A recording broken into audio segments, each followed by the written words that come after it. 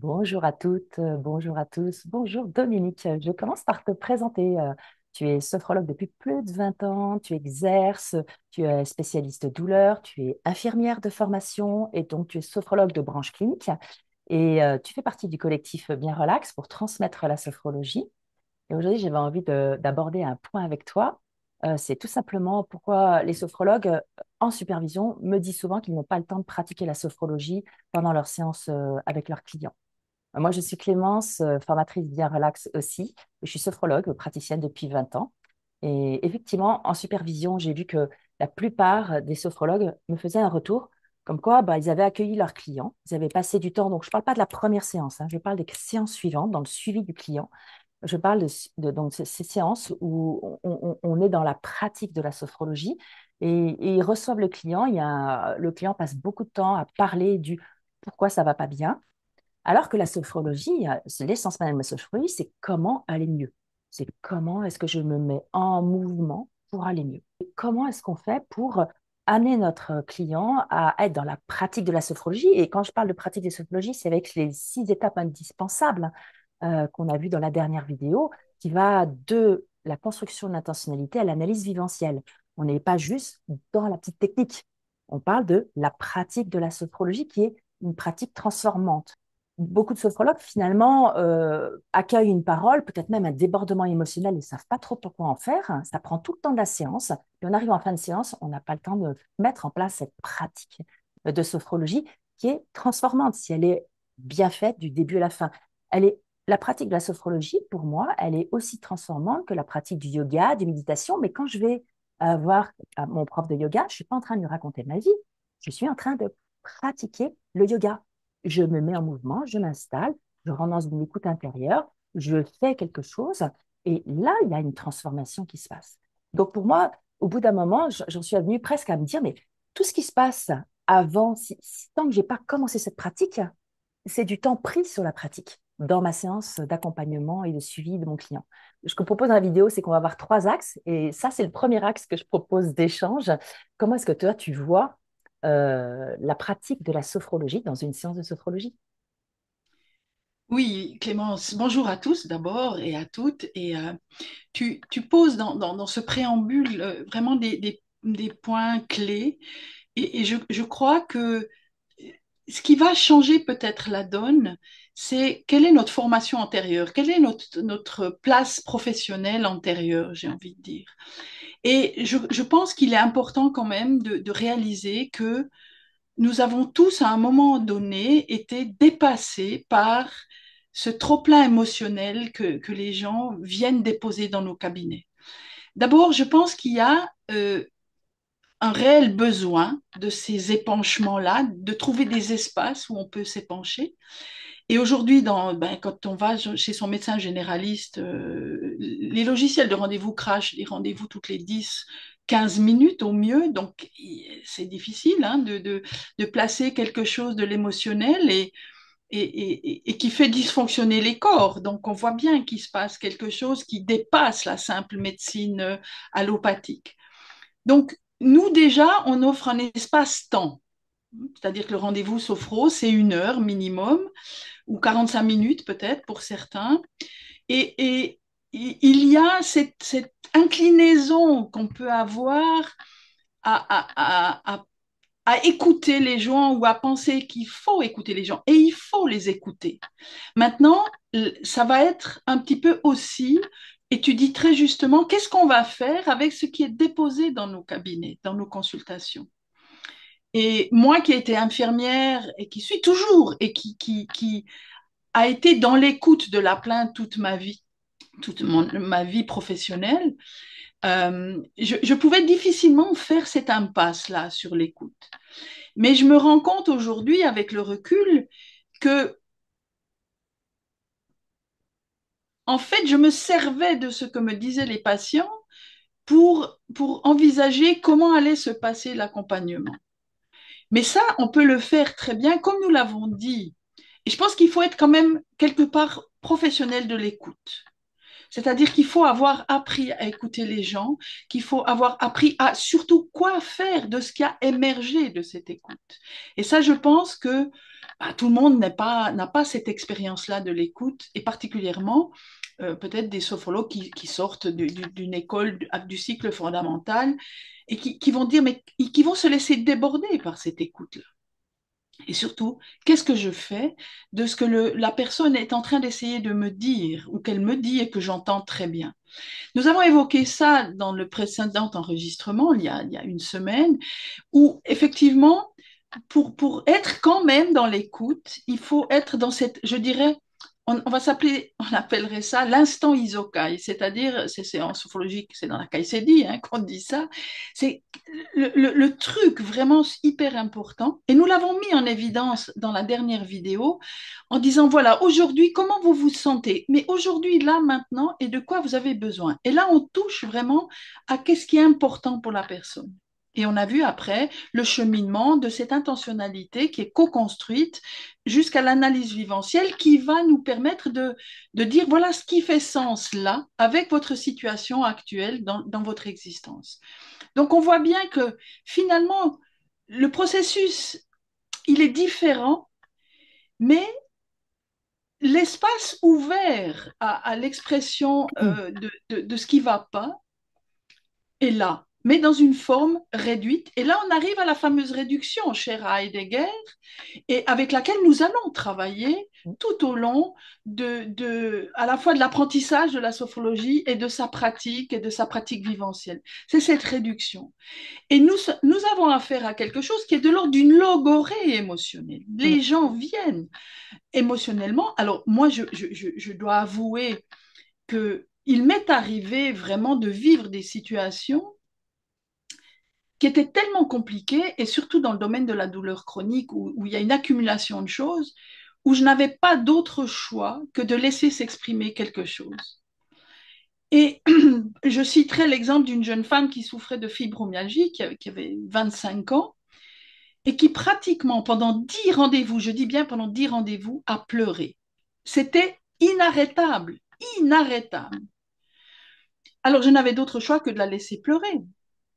Elle a pleuré pendant ces 10 séances et la 11e, on a enfin pu commencer à faire de la sophrologie parce qu'elle avait vidé ce qui est véritablement, elle avait besoin d'exprimer. Alors parfois, bien sûr, nous allons travailler sur comment aider nos jeunes consoeurs et confrères sophrologues, sur Ouais. comment faire, mais parfois, il y a l'exceptionnel. Et nous devons quand même dire, voilà, il faut entendre cet exceptionnel et surtout le laisser s'exprimer, mais cet exceptionnel doit rester exceptionnel. Parce que si à chaque séance, nous nous laissons déborder par cet émotionnel, alors il n'y a plus de place pour la pratique sophro, ou juste un truc à la fin, voilà, on s'agite un peu, histoire de se débarrasser, chasser le négatif, hein, mais la sophrologie, c'est pas que chasser des trucs, c'est se nourrir, c'est se remplir.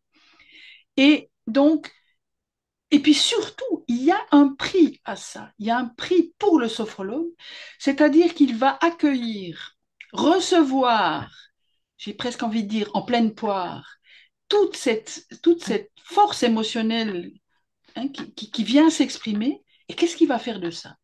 Qu'est-ce qu'il va faire de ça pour la personne qui décharge, mais qu'est-ce qu'il va faire de ça pour lui?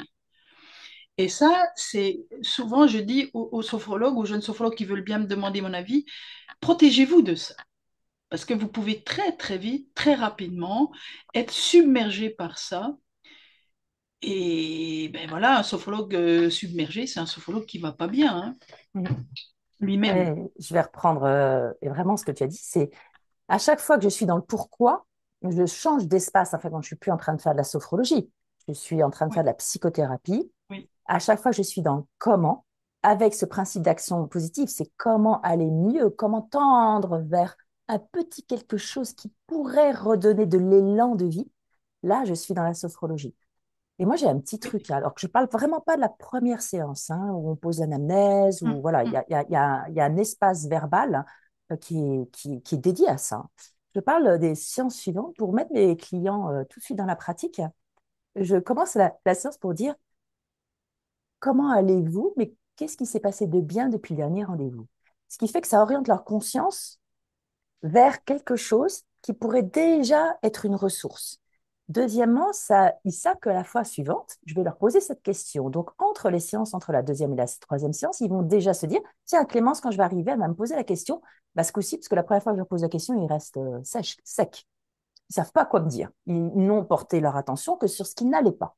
Alors que, effectivement, à la troisième séance, ils disent, oh, mais à la deuxième séance, je me suis fait avoir par Clémence et elle m'a posé la question, qu'est-ce qui s'est passé de bien entre les deux séances? Peut-être dans ma pratique, parce que je me suis entraînée à la maison, peut-être dans une situation où je me suis surpris, je me suis observée déjà dans un changement, dans un mouvement. Et donc, à la troisième séance, je leur pose cette question-là et elles disent, oui, ça, j'avais prévu. Maintenant que vous me l'avez posé à la deuxième séance, je sais que vous allez me poser ces questions. Donc, effectivement, j'ai orienté ma conscience vers quelque chose qui se met en mouvement à l'intérieur de moi ou quelque chose que je reconnais grâce à la pratique de sophrologie à l'intérieur de moi. Donc, moi, c'est le petit truc que j'ai mis en place pour permettre tout de suite de... Et donc, il y a cette fameuse question, c'est qu'est-ce qui s'est passé de bien entre nos deux rendez-vous et de quoi avez-vous besoin aujourd'hui? Et hop, tout de suite, on va rentrer dans la pratique. Donc, ça prend très, très peu de temps. Ça a été façon pour moi, puisqu'effectivement, moi, j'ai des séances de 55 minutes à 1 heure grand maximum. Et donc, ça a été une façon pour moi de garder une pratique entière, me prend facilement 40-45 minutes. Donc, si je laisse un- et derrière, il y a l'analyse vivant, la phénodescription et l'analyse viventielle. Donc, si je laisse trop de place à, en début de séance à une logorée qui est sur le pourquoi je ne vais pas bien, je ne les passe pas à l'action, donc comment aller mieux? Et ça a été une technique, bon, c'est la mienne, hein, je n'ai pas dit que c'était celle qu'il faut faire, mais en tout cas, ça m'a permis de garder le cadre de la pratique, de Mm. l'intentionnalité, le temps suffisant de l'intentionnalité à l'analyse viventielle, sachant qu'au début, moi, j'avais pas de réservation numérique. Donc, en plus, il me fallait que je garde du temps pour le règlement, pour la prise de rendez-vous derrière de la prochaine séance. Et ça non plus. Moi, mon patient, je les prends hyper à l'heure. Donc, du coup, je ne pouvais pas être en retard dans mon planning. Mm. Mais tu sais qui m'a aidé? C'est Docteur Chenet pendant ma formation, après les cours, souvent, ils me disaient, ben, moi, j'ai des patients qui m'attendent et je vais faire la sophrologie. Et puis, je lui avais dit, mais combien de temps tu leur donnes le rendez-vous avec eux? C'est combien de temps? Il me dit, c'est maximum 35 minutes. Et ça Mm. m'avait surprise. Et je lui avais dit, mais comment en 35 minutes tu peux faire une séance de sophrologie? Il me dit, mais moi, quand ils viennent, c'est pas pour qu'ils me racontent leur vie, ils viennent pour pratiquer la sophrologie. Et ça m'avait tilté. Et je n'avais pas très bien compris d'ailleurs. Je me suis dit, tiens, il me donne cette information-là, mais moi, je m'en sens pas capable. Je me sens pas capable de cette réduction-là, puisque pour moi, c'était une privation de l'écoute du client. Je n'avais pas cette maturité pour comprendre que la pratique est plus importante que tout. Comme dans le yoga, comme dans la méditation, c'est la pratique qui va être transformante. C'est pas mon temps d'écoute. Alors bien sûr que je vais les écouter, et notamment le premier rendez-vous, et notamment, mais je les oriente déjà dans ce que j'appelle moi la philosophie de la sophrologie. C'est ma question, elle est très orientée au deuxième, au troisième, Mm. quatrième, cinquième, sixième rendez-vous.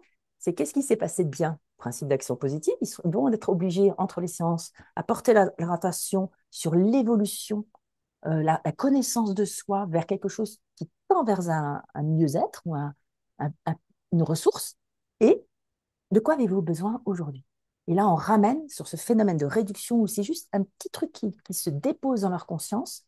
Et comme ils ont travaillé sur ce fameux qu'est-ce qui s'est passé bien entre les rendez-vous et de quoi vous avez besoin, la réponse, elle est elle est belle, moi, je trouve. Il me donne l'information la plus authentique et honnête possible. Ils sont pas en train d'être dans comment on va dire, leur, leur drama. Ils sont en train d'essayer de sortir de leur caverne. Et ça, c'est intéressant d'ouvrir ce nouveau regard, en fait, contre cette nouvelle possibilité. Voilà comment je partage, parce que j'ai mis en place. Et encore une fois, je ne fais que partager. Je ne dis pas que j'ai la solution. Mais ça a été pour moi, face à cette phrase de réduction de Chenet, du docteur Chenet, qui m'a vraiment frappée. Je me suis dit, Mm. oh la vache, il fait ça, mais moi, j'en suis pas capable. Mm. Et au fur et à mesure des années, j'ai vu cette transformation-là se mettre en place. Et j'ai vu cette adhésion du client qui peut. Et c'est vrai, moi, j'ai des clients qui reviennent toutes les semaines, tous les 15 jours depuis des années. Mais parce qu'on fait de la pratique. Ils ne sont pas en Oui. train de me raconter leur vie. Ils Oui. pratiquent avec moi. Et ça, c'est un vrai plaisir. Alors, et ça m'a aussi entraîné à pouvoir accueillir, donc être beaucoup plus attentive au phénomène. Parce que tout ce qu'ils me disent pas, je le perçois quand même. Attention, Mm. le corps dit beaucoup de choses. Et dans l'alliance, le corps exprime beaucoup de choses. Et ce qu'ils vont me dire dans la phénodescription, dans l'analyse viventielle, va être ce temps d'écoute qui est déplacé, donc pas en début de séance, mais en fin de séance. Il est très orienté et il dit il y a quelque chose qui est fondamentalement à ce moment-là inscrit dans la conscience. Alors ça résonne, ça résonne intensément. Je crois que euh, il y a deux choses différentes. Il y a cette posture du sophrologue qui a lui-même une pratique. Hein. Voilà, nous avons cette responsabilité de notre propre pratique et dans quel état de conscience nous sommes quand nous recevons quelqu'un. Et puis vraiment cette différence entre vous avez des personnes qui viennent, par exemple, et qui vous disent, voilà, moi j'ai fait le tour de ma souffrance, je suis allée voir une psychologue, je sais que, voilà, j'ai vécu ça dans mon enfance, etc., que ci, que ça, enfin bref. Et maintenant, so what, qu'est-ce que je fais avec ça? Comment j'avance avec ça?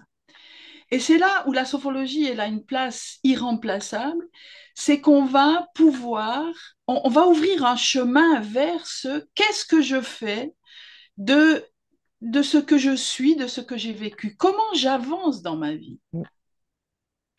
Et là, je pense que, alors il faut avoir entendu un peu les tenants et les aboutissants hein, déjà, et dire voilà, euh, voilà comment on va travailler avec vous pour avancer avec ça.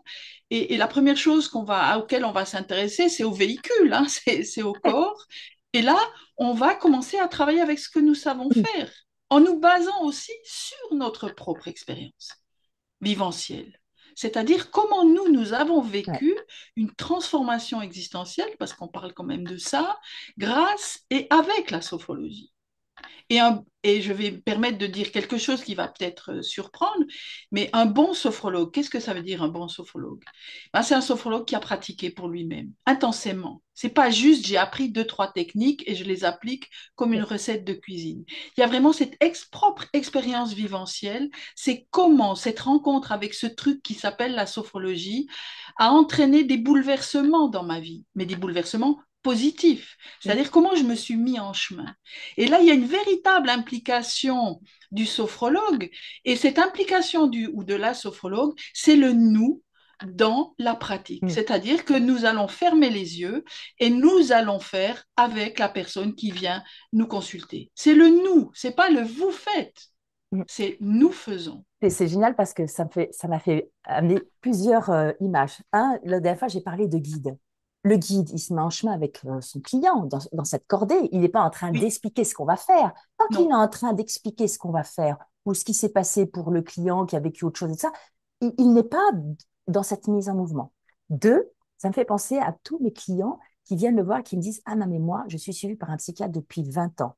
Et je lui dis, donc, vous êtes rentré en psychothérapie, vous avez fait une psychothérapie avec lui? Et qui me répond, non, je vais le voir 2 fois par an pour renouveler l'ordonnance.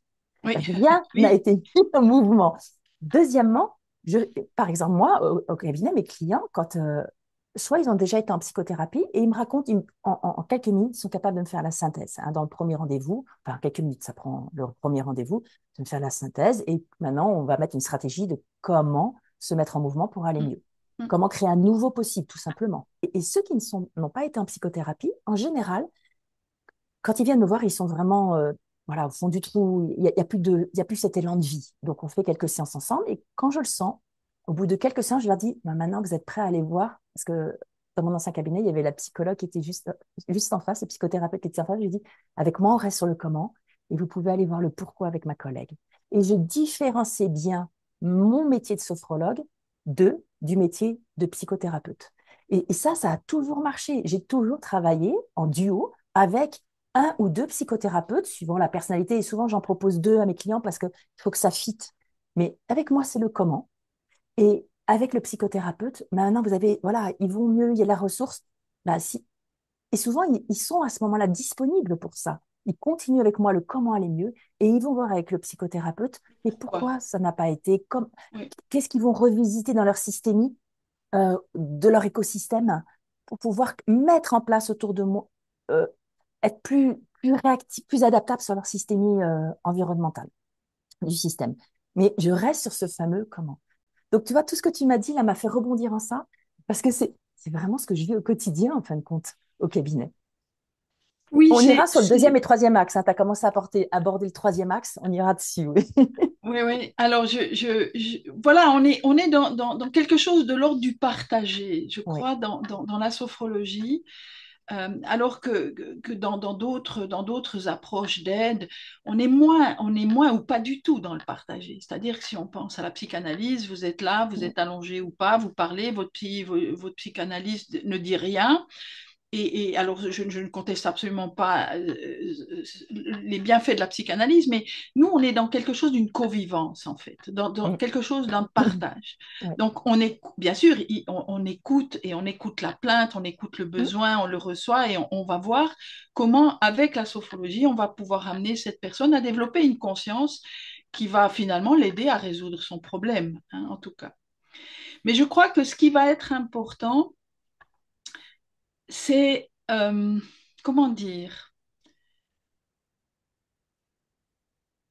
d'être dans quelque chose de ce mouvement de la conscience qui va porter vers le meilleur de soi. C'est-à-dire que nous ne sommes pas pourvoyeurs de solutions, mais nous sommes quelque part vecteurs de révélation. Enfin, je ne sais pas si je me fais bien comprendre. C'est très Et clair. c'est-à-dire, et je crois qu'il faut vraiment que les personnes intègrent qu'il y a en eux toutes les capacités existentielles et que finalement, nous venons révéler ces capacités existentielles. Et que c'est une démarche finalement qui n'est pas dans l'analyse, hein, on n'analyse pas. Alors bien sûr, Mm. on entend le traumatisme qui peut émerger dans les échanges, etc., dans les drames vécus, etc., vraiment dans l'anamnèse, parce qu'il est important de faire une Ouais. anamnèse. Et ça peut Ah, être le aussi premier important, rendez-vous est très important. voilà, mais ça peut être aussi important de On faire pourra faire une une vidéo que sur le premier anamnèse. rendez-vous. Mm. Oui, mais ça peut être aussi important et ça c'est la clinicienne peut-être qui Mm. parle, hein, qu'est-ce qui s'est passé dans l'intervalle, hein, de Ah, nos rendez-vous. c'est fondamental. Mm. Par exemple, je vais citer quand même ma pratique en consultation de la douleur chronique dans un hôpital. J'ai été pendant Mm. 10 ans dans cette consultation-là et je voyais les gens à peu près tous les 6 semaines, 6, 8 semaines.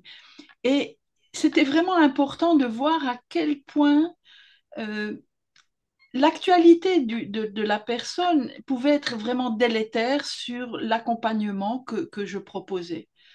Et par exemple, je vais citer ça quand même, euh, ces personnes douloureuses chroniques, depuis parfois des années, étaient assez régulièrement convoquées par la sécurité sociale parce que voilà, il y a des quotas, il y a des gens qu'il faut remettre au travail Mm. donc il y a cette pression-là et je me souviens d'avoir récupéré, je dis bien récupéré des personnes que je suivais. J'ai suivi des personnes pendant 4 ans, 5 ans, 6 ans. Ça peut paraître énorme, mais le domaine de la douleur chronique est un domaine compliqué et qui nécessite cette temporalité-là et qui revenait d'une convocation à la sécurité sociale, confrontée au médecin conseil de la sécurité sociale.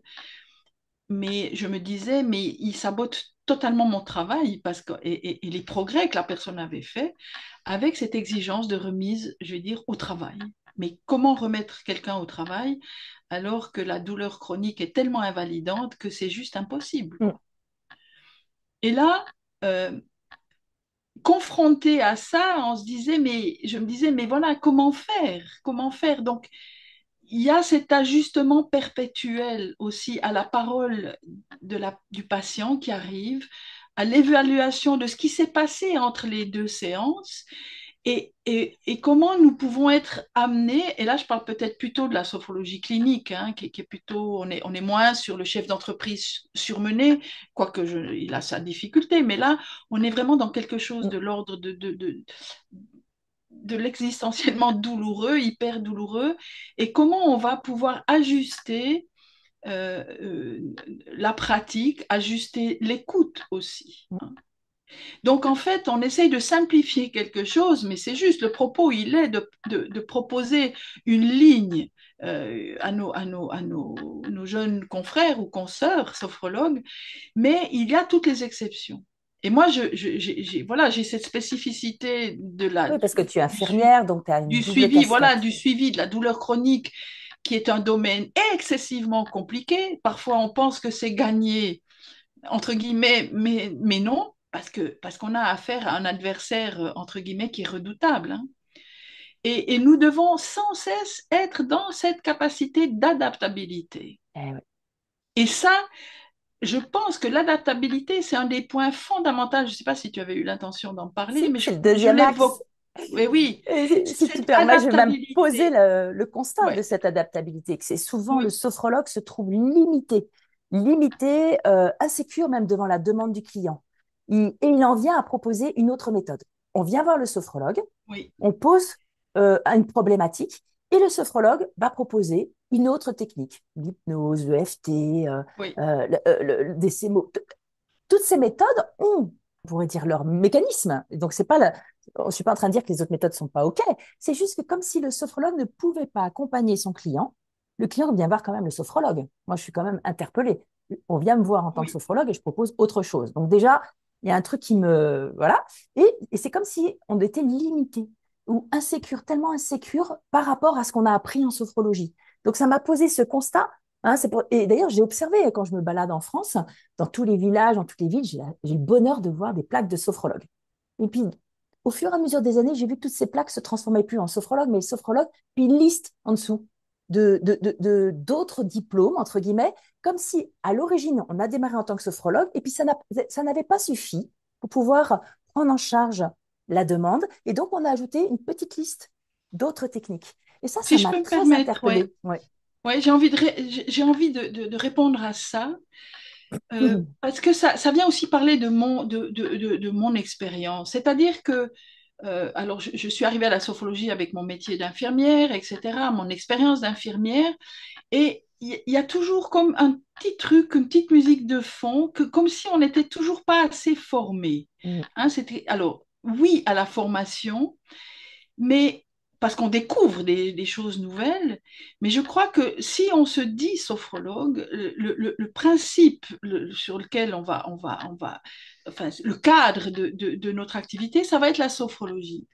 Le problème, c'est que si on est insuffisamment formé en sophrologie, qu'on s'arrête au cycle fondamental, ou qu'on ait été peut-être dans des formations qui ne sont pas tout à fait dans un cadre large de la sophrologie, je veux dire, qui remplissent le cadre possible de la sophrologie, parce qu'il est Si le cadre simplement, de on la n'utilise pas sophrologie, les étapes qu'on a vues la dernière fois, la dernière voilà, vidéo. le cadre de la sophrologie, le cadre d'action que Hmm. nous avons, j'ai envie Ouais, de dire, hein, il est immense.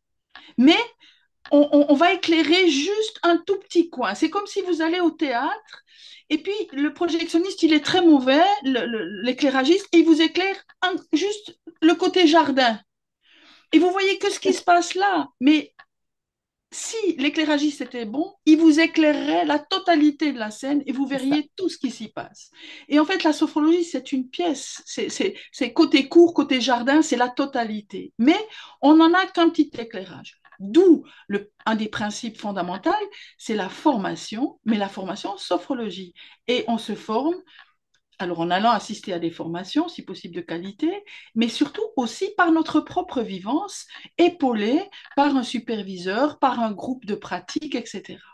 Et là, on va vraiment construire, c'est pas un apprentissage cognitif, c'est un apprentissage viventiel, la sophrologie. C'est-à-dire, c'est pratiquer cette méthode qui, en quelque sorte, moi, après toutes ces années de pratique, mais aussi d'intérêt, parce que je suis allée voir à droite, à gauche, hein, parce que oui, Ben il y a oui, des...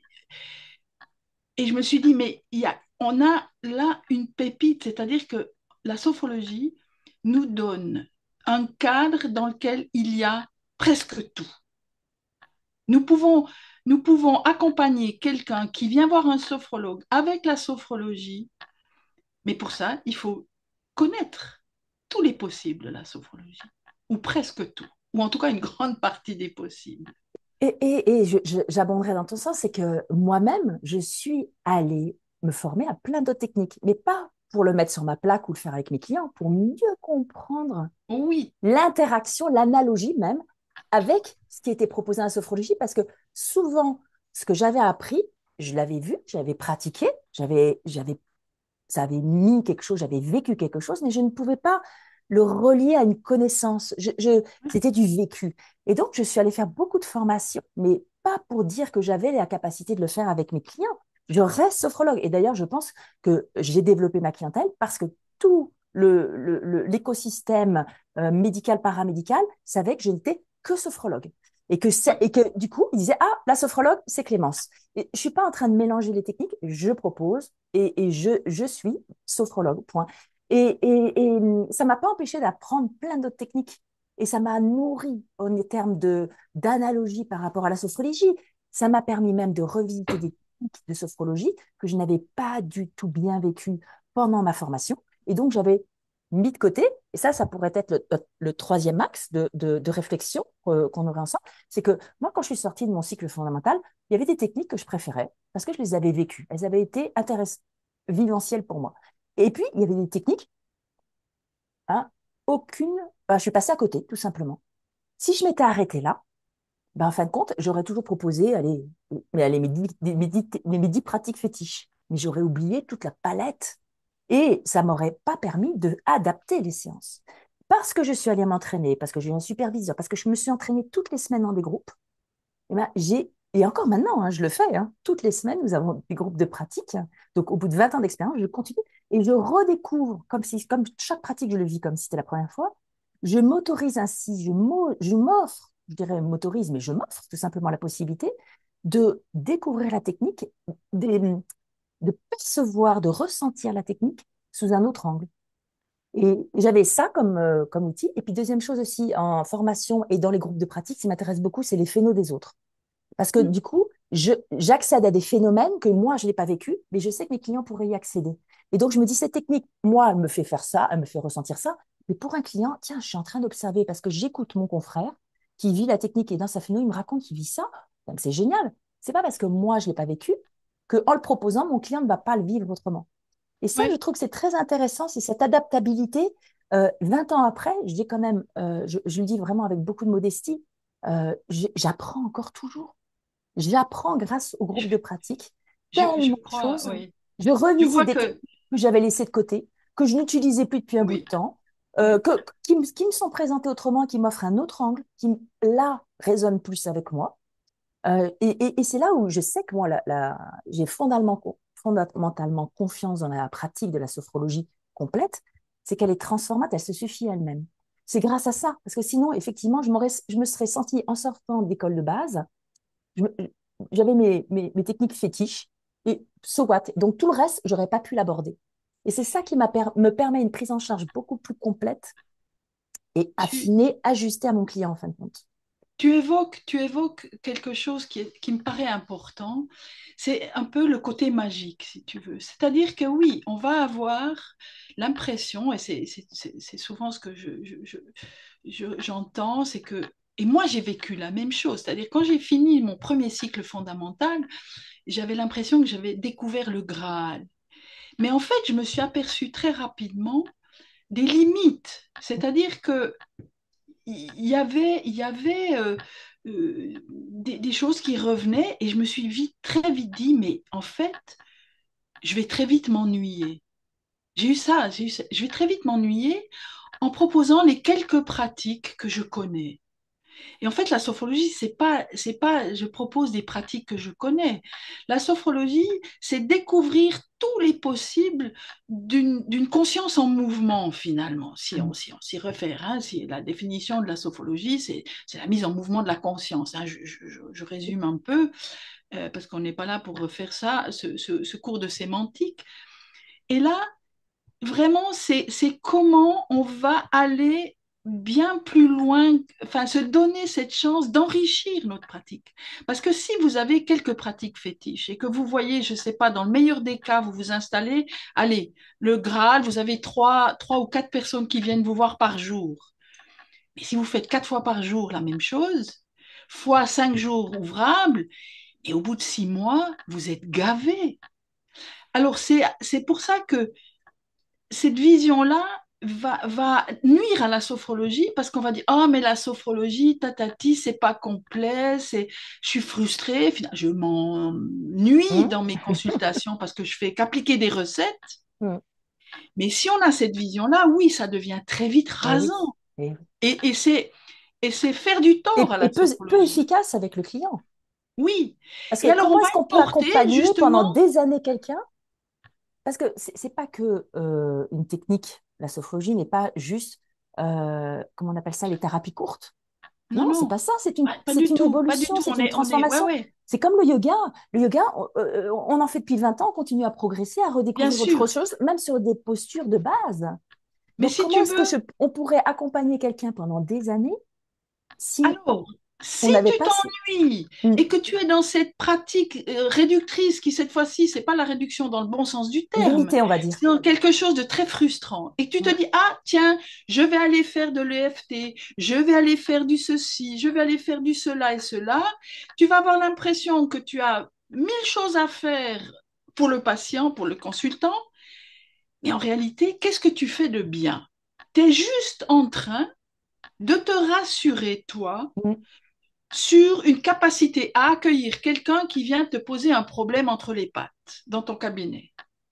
Et en fait, au final, c'est source de grande confusion, je crois. À la Voilà. fois, d'abord pour toi, parce que tu es dans une pratique multicarte, j'ai envie de dire, mais tu sais plus très bien ce que tu fais. Ah ouais, tu as fait un stage de ci, ouais, c'était génial, le formateur, il était super, j'ai appris plein de choses.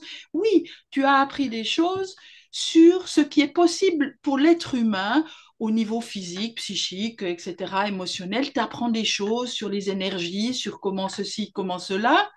Mais au final, qu'est-ce que tu fais de ça? Tu es juste en train de chercher à te rassurer. Et alors surtout, tu vas construire un espèce de truc, du gloubi-glouba, là, hein, à la Casimir, et tu proposes ça, et tu, sur ta plaque, tu as marqué sophrologie. Et alors là, qu'est-ce que tu fais? Tu proposes à la personne qui vient te voir, qui vient voir un sophrologue, un truc qui finalement n'a plus rien à voir avec la sophrologie, sauf le nom sur ta plaque. Et là, il faut être très honnête. Je crois qu'on ne peut pas bien faire euh, en ayant ces panels, on n'est pas dans un restaurant où on propose des recettes ou des plats. On est là. Qu'est-ce qu'on propose finalement? Qu'est-ce qui est... Alors, on peut très bien, je vais nuancer mon propos. Nous sommes sophrologues, si possible, le mieux formés possible, et Et nous en avons, par formation continue, inclinaison naturelle, été vers, par exemple, apprendre le Dien Sha, hein, réflexologie ouais, que faciale, j'ai fait, etc. Que que moi, j'adorais j'ai fait apprendre. ça. Et je, je proposais parfois, en tout cas en consultation douleur, le Dien Shan, mais quand je faisais du Dien Shan, je disais c'est du Dien Shan, c'est pas de la sophrologie. Mais pour être honnête, je me suis aperçue quand même que le patient qui venait, qui était fatigué, qui était douloureux, qui me demandait ah, est-ce que vous pouvez me faire une séance de Dien Shan aujourd'hui? En fait, en y réfléchissant bien, c'est une forme de se soustraire Eh oui, à l'effort que demande la sophrologie. mhm, Vous bien sûr, comprenez?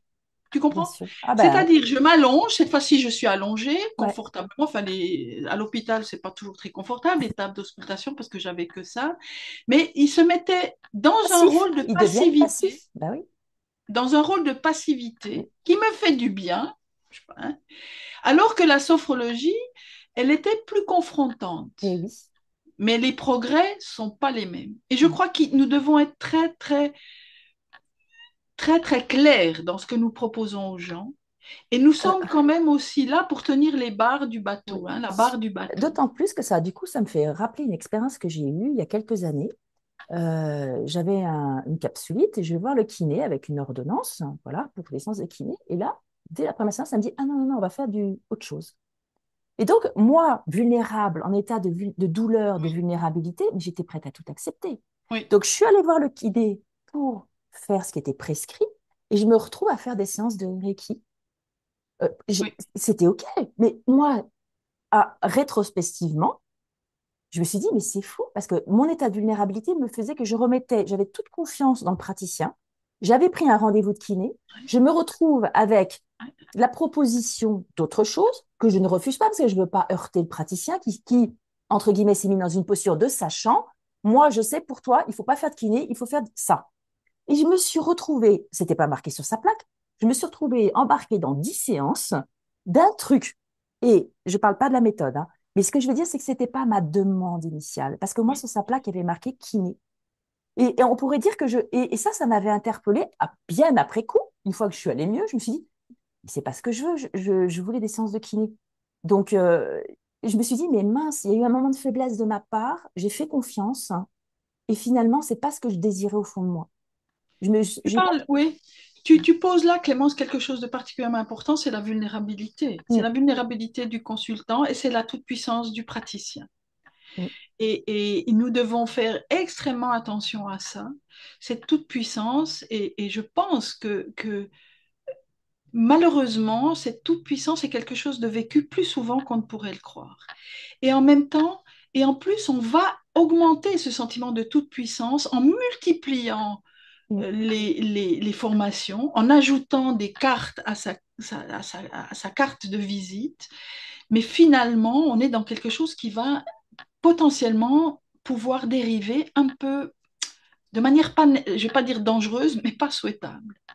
Oh, bah, C'est-à-dire je peux que, te dire, hein, après le kiné m'a proposé de l'huile essentielle, ah bah, après elle m'a proposé des pierres. Je me suis et oui, retrouvée, non, et puis mais là, ça alors m'a finalement, réveillée. qu'est-ce qu'elle fait? Qu'est-ce qui C'était m'aura pas fait ma du bien? demande initiale en Mais fin de non, compte. Donc, du mais coup, je c'est me suis dit, ça, ben, on pourrait faire la même chose, nous, sophrologues. On reçoit oui, quelqu'un et on pense que la magie, enfin, la solution plus rapide va venir d'une autre technique. Mais c'est vrai que la sophrologie, elle peut avoir un effet magique, mais c'est pas le but. L'objectif de la sophrologie, c'est toute une transformation, une évolution. Nous ne sommes pas là, encore une fois, on va revenir sur ce qu'on a dit à la dernière fois, nous ne sommes pas là pour réussir quelque chose. oui, Nous sommes là pour, comme un guide qui accompagne. C'est comme si, voilà, je pars je fais beaucoup d'analogies avec la montagne puisque je suis à la montagne. oui, Je suis guide, j'emmène mon client, puis tout d'un coup, je lui dis, non, mais on va y aller en hélicoptère, ça va être plus rapide. Mais mon ouais, client, il ouais, voulait marcher, il a pris oui. rendez-vous avec moi pour vivre un voyage. Mais ça pose la question, ça pose vraiment la question de qu'est-ce que viennent finalement déposer chez nous les gens, qu'est-ce qu'ils viennent chercher, de quoi est-ce qu'ils ont vraiment besoin, est-ce qu'ils ont et puis alors et puis aussi notre posture de sophrologue, comment nous nous Ouais, sentons en confiance avec nous-mêmes, comment nous nous sentons en confiance avec cette méthode, est-ce que nous avons besoin de toutes ces bouées finalement autour de nous pour nous aider à flotter? Mais non. Euh, Et cela est quand même délétère pour la sophrologie, parce que ça crée un flou autour de la sophrologie, hein. On fait de ouais. la sophrologie divinatoire, on fait de la sophrologie avec chamanique, on fait de la... Mais ça jette le flou et une forme de discrédit sur la sophrologie par des autorités médicales extrêmement sourcilleuses et pointilleuses, de dire qu'est-ce que c'est que ce truc-là? Mm. Hein. Et la sophrologie, voilà, elle s'appuie sur une réalité de la conscience qui se met en mouvement, qu'on va mettre en mouvement par certaines pratiques qui sont maintenant codifiées, et on va observer ce qui se passe. Alors, mais c'est le principe aussi d'action-réaction et de satisfaction immédiate. Mais Plutôt même de confiance en soi, je pense. Moi, je pense que du Euh, sophrologue, le du sophrologue, sophrologue, oui, bien sûr. j'ai eu la chance, mais parce que ça fait 20 ans que je pratique, moi-même d'avoir été limitée quelquefois, et donc de pouvoir en référer à mon superviseur et de pouvoir retravailler autrement la sophrologie, Oui, d'avoir été dans des groupes d'entraînement et de me rendre compte que je n'avais pas assez, euh, sur certaines techniques, je n'avais pas assez compris, perçu, vécu ce qui se passait. Et donc, c'est ça parce que je pense que j'aurais été comme tout le monde, moi. Je serais allée chercher d'autres techniques plus rapides, plus, peut-être même plus structurées dans l'enseignement, parce que je vois bien que quelquefois, dans la formation de base de sophrologie, suivant les écoles, la structure n'est pas complète dans ce qui est transmis dans la formation. oui, Et donc, je vais aller chercher dans une autre, par exemple, je vais aller faire de l'hypnose sur 4 ans, alors que j'ai fait en 6 mois la sophrologie. Donc, en 4 ans, effectivement, je vais avoir un cadre de travail qui fait que je vais préférer après l'hypnose parce que je suis plus structurée dans ce oui. cadre-là. Et du coup, on est parti sophrologue et puis on va chercher d'autres techniques. Alors, pour aller chercher les connaissances, moi, je suis la première fan, hein. Mais par contre, je Oui, ne les mets pas. C'est vrai que tout le monde sait, hein, que quand je suis sophrologue, je suis sophrologue. Sur la plaque, je suis oui. sophrologue, point. Je suis pas multicarte, je suis pas Madame Magie qui sait tout faire. Je suis bonne dans un truc. Et je suis à fond dedans parce que justement, je maîtrise euh, la façon de prendre en charge, d'accompagner, je dirais même plus d'accompagner même le client et je suis consciente de ce que je fais, de Je ce que crois que j'ouvre, ce qui est, ce que je suis en train de ouais, guider en fait.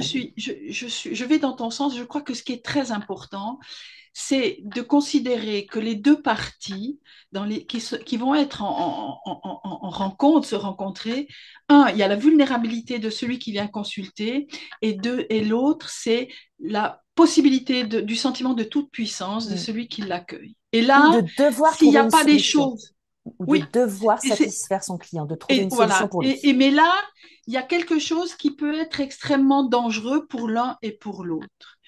Donc l'idée, c'est voilà, c'est aussi ce qu'on propose, c'est l'alliance. Dans l'alliance, c'est le nous.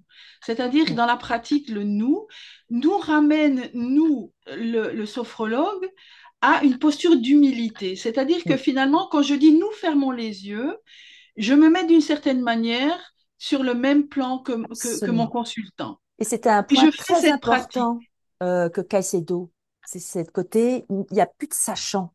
Et Oui. il y a une alliance qui est au Mais même niveau horizontal. et Il on n'y a sait plus bien, cette verticalité du sachant et ouais, du mais on sait demandeur. bien Ouais, combien cette mm, verticalité est difficile à horizontaliser, hein. ouais, ouais. C'est très Oui, difficile, ça, quand pour le client le arrive, il consultant. aimerait dans la verticalité, il dit, Eh faites oui, pour moi, allez-y, allez, j'ai mon voilà, c'est ça. problème, Eh faites oui. pour moi. Et Mais là, en on fait, leur dit, non, redressez-vous. D'ailleurs, c'est pour ça qu'on travaille assis ou debout et eh pas oui, allongé. On leur dit, oui, redressez-vous et oui, mettez-vous à côté eh de oui. moi où on n'est même pas besoin d'être face à face, on peut être à côté. D'ailleurs, à un long moment au cabinet, j'avais mis, donc moi, ils ont un espace pour l'accueil. Et puis après, je l'ai fait changer de chaise pour bien marquer le Oui, temps de ça y est, on rentre dans la sophrologie. on Donc, rentre j'avais dans la trouvé ça séance, comme ouais. technique, moi, au cabinet, pour qu'ils fassent bien la différence et qu'ils ne restent pas trop longtemps à me raconter leur vie. J'ai dit, alors, vous êtes prêts pour la pratique? On y va. Et Mm. je les faisais changer de chaise et je me mettais assis à côté d'eux. Et du coup, on n'était plus, voilà, c'est En qu'on est, face à on est face, mais dans ensemble en le, ouais. train de faire. Ouais, Donc, on peut être en face à face, hein. Mais je me ouais. rappelle que j'avais trouvé ça aussi comme petite astuce pour être à la juste place à côté d'eux et qu'on va marcher ensemble. Et effectivement, après, s'il y a des mouvements, on peut se déplacer, on peut venir en face, etc. et tout. Mais si on les explique bien, on garde les yeux fermés et ils gardent les yeux fermés et ils font comme ils veulent. Ils n'ont pas besoin de faire un mouvement juste et parfait. Ils ont juste besoin de vivre le mouvement et il va s'affiner au fur et à mesure qu'ils vont le vivre. Donc, et nos explications vont être précises, donc ça va pouvoir les accompagner. Donc, en ce moment, ils me disent, ah, on a besoin de voir. Mais non, on n'a pas besoin de voir. La façon dont je vais vous le présenter va faire que vous allez vous l'approprier et ça va être les mots vont guider. Donc, en t'écoutant, je me rends compte que j'ai mis en place finalement beaucoup de représentations spatiales et temporelles Mm. pour structurer ma séance. Et je suis très Ouais. contente de cet échange parce que bah, je fais presque en direct une synthèse de, Oui, bah, au bout oui. de 20 ans, où est-ce que j'en suis? Moi, j'ai envie de, j'ai Galéré comme envie, tout le monde. ouais. J'ai envie de dire, en tout cas en ce qui me concerne, bon, moi j'ai une curiosité naturelle qui m'aura toujours poussée à aller investiguer d'autres pratiques, d'autres espaces. Moi aussi. J'ai eu la chance d'être formée à l'hypnose. On a Moi une aussi. formation intra-hospitalière, j'ai fait partie, et c'est vrai que on conçoit que sophrologie et hypnose peuvent être quelque part cousines, Oui, tout à mais fait.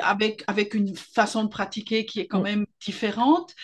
Mais véritablement, plus j'ai avancé, et c'est là où vraiment la pratique personnelle va être importante, vers cette conscience que la sophrologie, en fait, est quelque chose il y a une considération de l'être qui est vraiment globale. Alors, et je me permets cette affirmation parce que je pense que c'est une déduction que j'ai pu faire en allant chercher Mm. à droite, à gauche, etc. Et me nourrir de tout ça. Mais au final, cette réduction sur la pratique sophrologique que je pense bien connaître, encore que je la découvre chaque fois que je fais une pratique, hein, puisque c'est comme si c'était la première fois, mais en ayant suivi les cycles, les 3 cycles et les 12 degrés de la méthode, en les ayant pratiqués moi-même. Mais il faut avoir cette humilité et cette conscience que nous, nous allons chercher, le jeune sophrologue va chercher à se rassurer. Il va chercher à construire quelque chose autour de lui en allant piocher à droite à gauche. Finalement, il va faire un truc qui va jeter de la confusion sur ce qu'est la sophrologie. Et puis Et l'éloigner moi, je vois de beaucoup, la beaucoup mise de en place confusion. C'est-à-dire d'amélioration. que moi, j'ai des gens qui sont venus me voir, qui m'ont dit, ah, mais j'ai fait de la sophrologie il y a quelques années, et ce que je découvre avec vous, c'est totalement différent. Bah, c'est totalement différent. Je leur disais, mais je pense être quand même, et ceux qui me connaissent savent que je suis une caïcédienne assez pure et assez dure, c'est-à-dire un respect de la méthode avec toutes les capacités d'adaptabilité et les envies aussi, et les transversalités que je peux décider de faire avec grand bonheur. Mais c'est là, ça, c'est de la sophrologie. Je ne sais pas ce qu'on vous a fait faire, mais la sophrologie, voilà, c'est ça. Et honnêtement, moi, j'ai vu des vidéos prétendument de sophrologie avec des choses ahurissantes. Ahurissantes. Et je Mais vais témoigner, moi, j'ai eu au contraire des clients qui avaient fait la sophrologie il y a 40 ans. Et je leur ai dit, ah, bah alors qu'est-ce que vous avez vu? Est-ce que vous vous rappelez de quelque chose? En général, je leur laisse la main parce que ouais, j'aime bien savoir comment ils l'ont approprié. C'est de la sophrologie.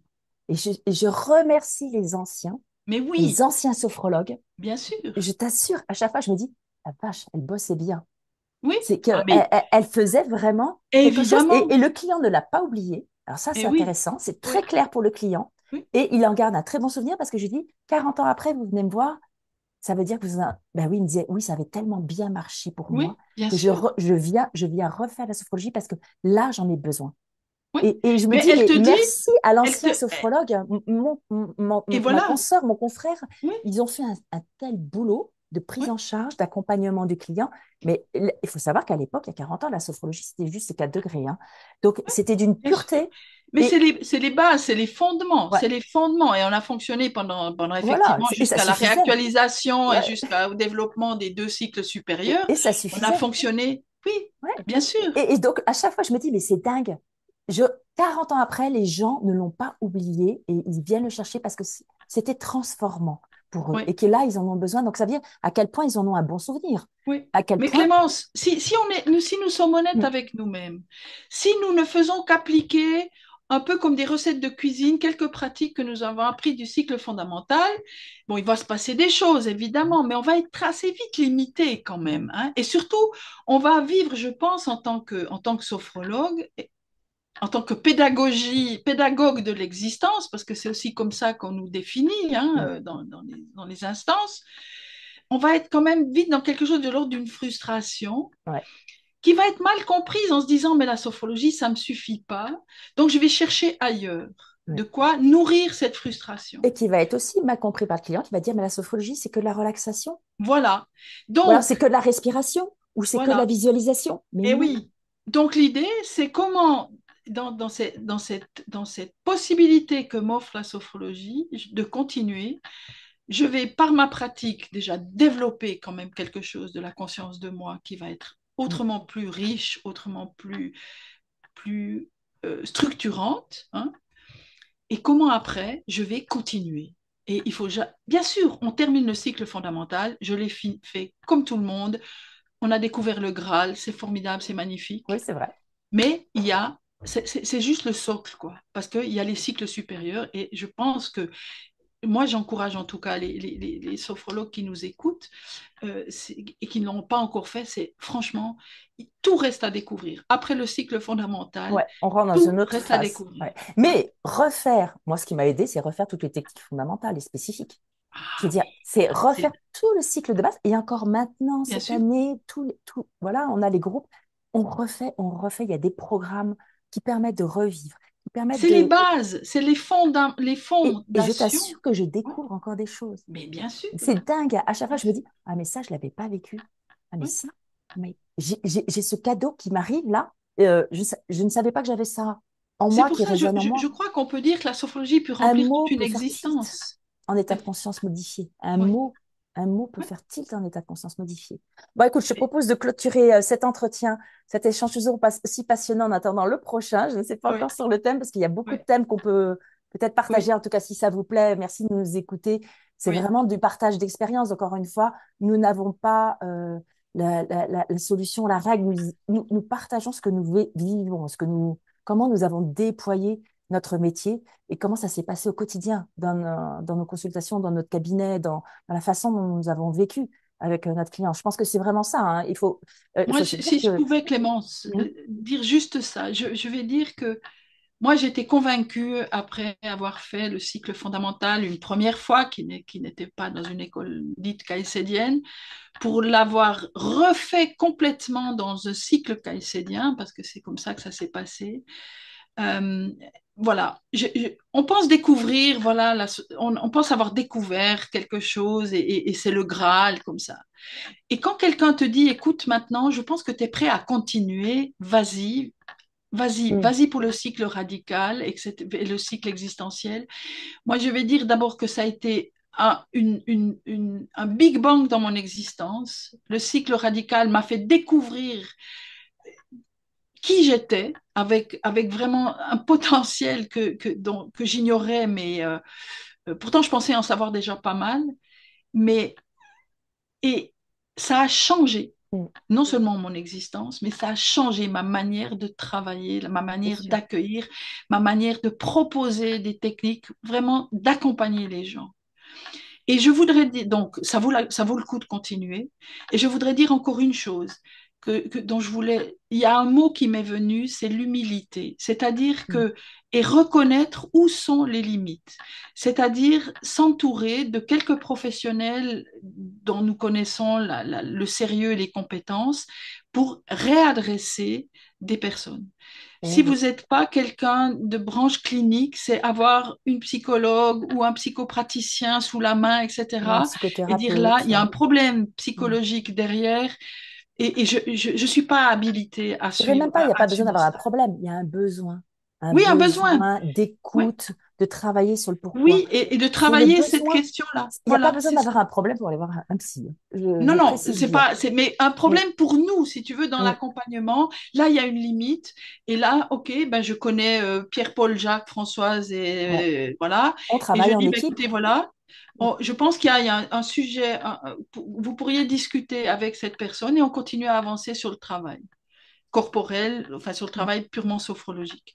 Et moi, j'avais souvent des psychologues qui faisaient la démarche inverse, c'est-à-dire qu'à un moment donné, Ouais. ils avaient voilà, dégrossi le terrain, etc., le pourquoi, et je rejoins ton pourquoi, Mm. et comment on continue maintenant. Et la sophrologie, elle propose ce comment. C'est-à-dire, D'ailleurs, moi, la plupart dans ma ville, psychologues ou psychiatres m'envoient leurs patients oui, c'est comment, parce que comment justement, ils je savent que je continue suis à avec ma mon place de historicité. sophrologue. Mais je pense Ouais, aussi, ce qui est très intéressant, qu'ils savent que je suis à ma place de sophrologue. Je ne déborde pas sur leur champ de compétences. non, Je non, reste à ma place. Moi, c'est ouais, le comment. ouais. Et comment mieux, comment mouvement, comment Comment trouver, j'avance? comment je, je vais à l'intérieur de moi. Ouais. Ça m'a permis de travailler beaucoup, et ça me permet de travailler beaucoup en équipe. C'est ce fameux, parce que je suis juste là, en tant que, je ne suis, Ouais. j'oserais dire que sophrologue qui est tellement ouvert, tellement magnifique. Je pense Et qu'on a oui, travaillé trois points, hein. ouais. On a travaillé le point, c'est que voilà, le sophrologue souvent privilégie l'écoute avant de mettre la pratique et se Mm, fait déborder sur le temps. Il n'y a plus de place pour la pratique. Donc, je dirais attention, la pratique est fondamentale. C'est elle de toutes les étapes qu'on a vues dans la dernière vidéo qui permettent d'exercer le métier de sophrologue. C'est ça. C'est ouais, pas vraiment, je parle pour le suivi hein, du sophrologue, pas ouais, la première séance, mais le débordement émotionnel, comme tu disais, tout simplement laisser trop de place au pourquoi n'est mm, plus dans le métier du sophrologue.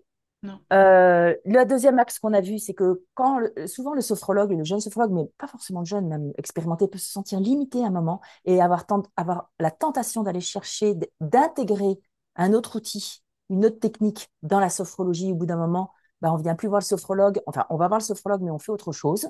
Je dirais Mm, attention quand même. Là, donc, ça veut peut-être dire que il est possible pour le sophrologue de revisiter, de replonger dans la méthode, de se réentraîner mm. pour pouvoir accompagner, Oui, dépasser ses propres limites, en fin de compte, hein, c'est travailler sur ses propres limites. oui.